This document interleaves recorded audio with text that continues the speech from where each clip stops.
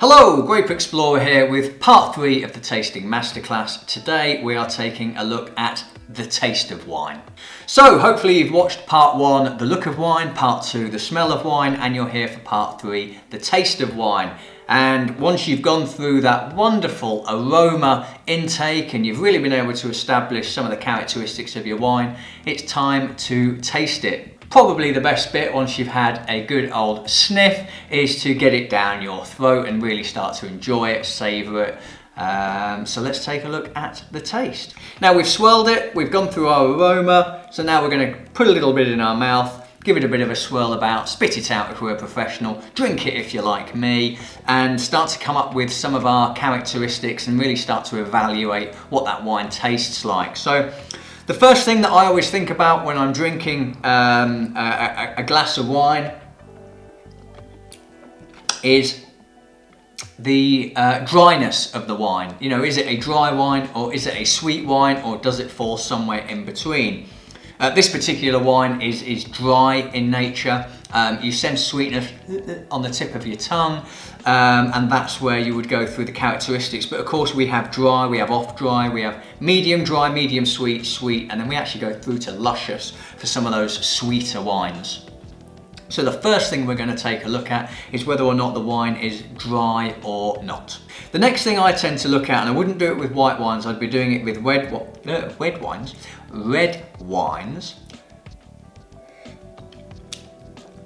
is the tannin. So what's the drying sensation that I'm getting in my mouth? Tannins are felt up the top of the mouth and all around actually if you've swirled it, but they do create a drying sensation. So the next thing I look at once I've established whether something's dry or not in a red wine is what the tannins like.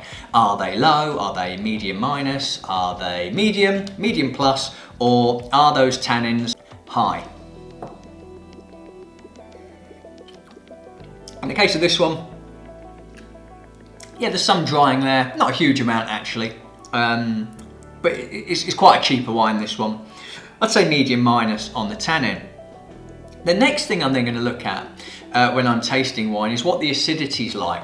And this is what's the watery effect in my mouth. How does it feel like? And particularly how long does it last in my mouth? Now, it's funny enough, taking this glass of red wine into consideration, it wasn't that particularly drying, but it's really made my mouth water. It's kind of lip smacking in a way, which is great.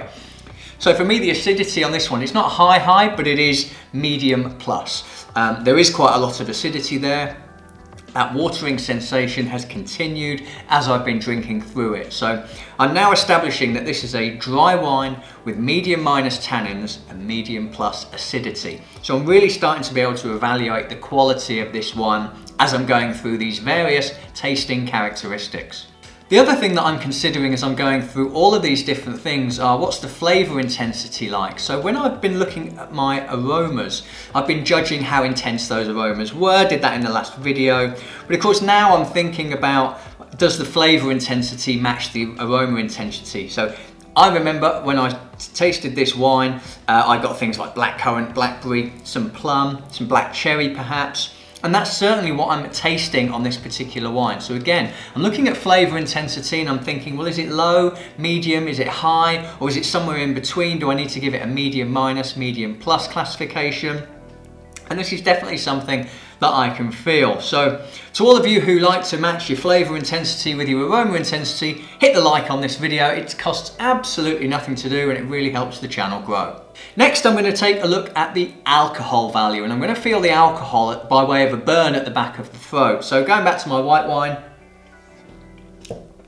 doesn't really leave me with much of an alcohol feel at the back of the throat. There's no real sensation there. I would say in the case of this white wine, this is probably low in alcohol. So alcohol is all about the sensation you get at the back of your throat. So now between the two, I've got my dryness, my tannin for this one. I've got a little bit of information about the acidity. I've got a little information about the flavour intensity. I've now looked at the alcohol in the wine. So the next thing I'm going to consider is the body of the wine. How does it feel in my mouth? Now, this was a particularly pale wine. This one's got a little bit more of a medium intensity about it, and so the body on this red wine is going to be higher than the body on this particular white wine. This is quite low bodied, this is more medium bodied as a wine, and it's all about the mouthfeel. How rich does it feel in the mouth? Does it feel like you're chewing on it a little bit? Does it feel like it's dissipated and fallen away? That's going to give you lots of indicators about the body of the wine. Now, the other thing you need to consider throughout is something that you did on the aromas, and that's thinking about some of the flavour characteristics on the palate. Now, I already said about this one that I thought the intensity was good. I could taste some of those black cherry, blackcurrant, plum characteristics I was getting on the nose. And again, you need to talk about what you're tasting as you're drinking this one. So this one's all kind of red and black fruits to me. I know that when I smelt this one, I got some of the vanilla and some of the spices, but on the palate, it's all about the fruit. So again, flavour characteristics are something else that you need to consider. And then finally, you need to talk about how long the wine lasts, so the length of the wine. How long after you've taken that sip are you still tasting that particular wine? Again, that's an informant of quality. You know, some wines, you drink it, you gulp it, it goes down, it falls away, it's got absolutely no length whatsoever. Whereas some wines, you can take a sip, you can sit down, you can enjoy it, let it all in, let it go down, and a couple of minutes later, you've still got the sensation that you had from that first sip. That's got a really excellent length. So we've now gone through sweetness, acidity, tannin, body, flavour intensity, flavour characteristics, alcohol, and length. An awful lot to take in when you're having just a sip of wine, but that's why, you know, wine tasting is something that you learn and you develop as an individual. They're skills that you are able to craft the more and more wines that you drink, because there is an awful lot to go through, and particularly if you're a student of wine, you're taking exams, you're expected to remember all of these different things. But if you're a beginner just starting out, this is definitely some of the really good guidelines to get you started, to get you understanding what to look for in a wine, and how to be able to start to classify a good wine from a great wine. So I hope you found this useful. Like I say, please subscribe to the channel for more wine education. I'm the Grape Explorer, and I will see you again soon.